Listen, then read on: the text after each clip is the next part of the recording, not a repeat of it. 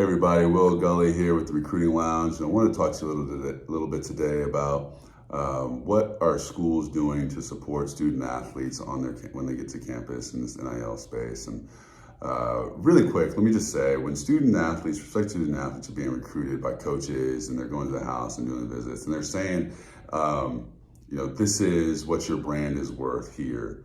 And they can do all these kinds of things. They have a bunch of information about you as a student athlete, about your following, about the people that you connect with, about the audiences, about the brands that you might be able to partner with. Schools have a lot of information that they can use to make sure that you know the value you have in the NIL space at their school. So that's one thing that the coaches are doing. They're going and presenting you with information for you, about your brand.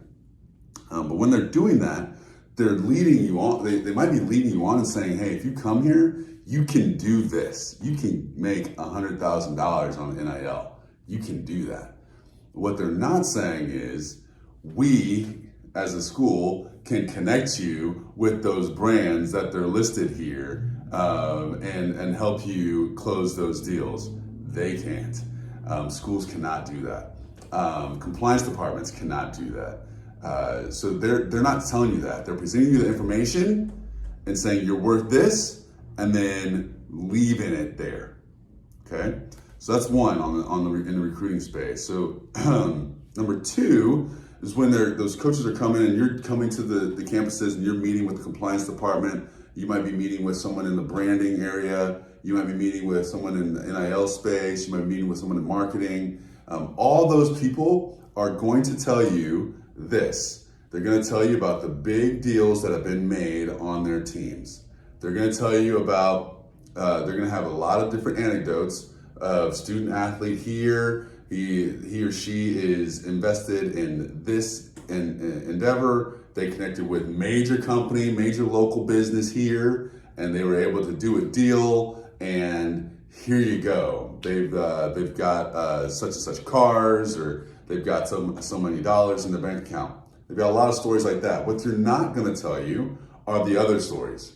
The stories where the student athletes are reaching out to these companies and trying to do deals, and those companies are not responding back.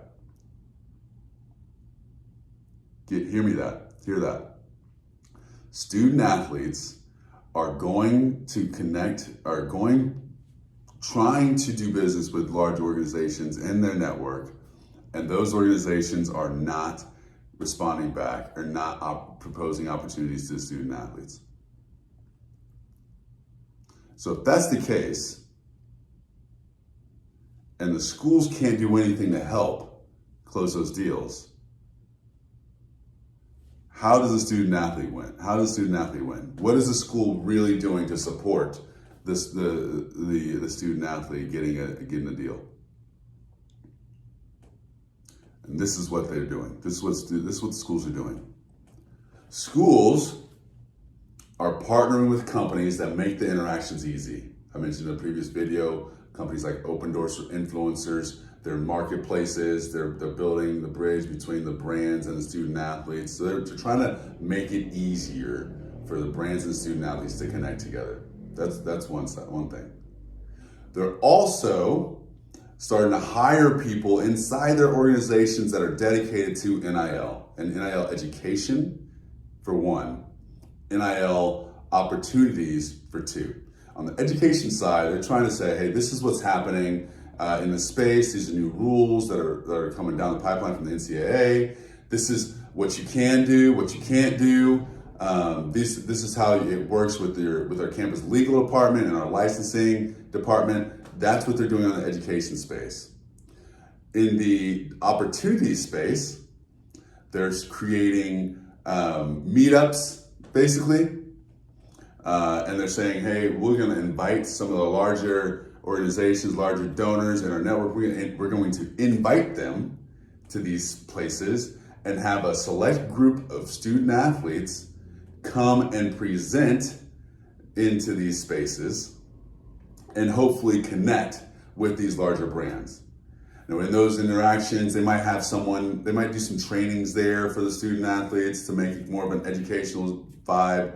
So they might have someone from Twitter or Facebook or Instagram or TikTok or whatever, or the league come through and do a little quick 30-minute presentation about what it looks like and how we support the student athletes on our platforms. They might have someone from Panini, from the cards or whatever, come in and say, hey, this is what it looks like when we do our signings and that sort of thing, so that the student athletes have a better sense for what that looks like if they're going to do autograph sessions. But that's what they're doing. They're doing education and opportunity stuff. Okay? So schools really do not have this big infrastructure to ensure that your student athlete is able to make money or generate dollars off of their NIL. Okay? The other thing on the back side of it, so after student athlete does do a deal, on the back side, how's the school supporting the student athlete?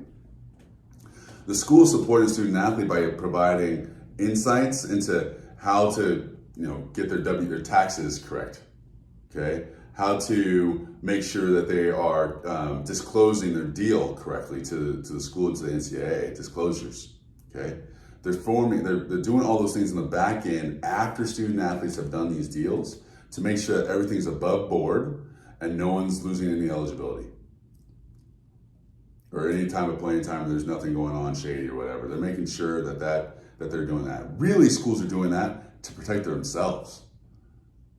Okay. Because if something happens on the back end, it's not supposed to happen, then it's on the school, it's a bad look. So they're really trying to protect themselves from getting dinged, okay? So those are some of the ways in which schools are supporting student athletes in the NIL space. And as you can tell from what I'm communicating to you, schools are really hamstrung. Can't really do a lot. And in a later episode, I'm going to talk to you a little bit about the laws state to state. Some states have NIL laws, some states don't, and that impacts your ability as a student athlete to generate money off your NIL, and you may not even know that. I'll talk to you a little bit about what a directive is. I talked earlier about collectives. I'm going to tell you guys what a directive is. That's a little learned term that people out in the ecosystem are not hearing. Inside the schools, we are talking about that all the time, these collectives and these directives. All right?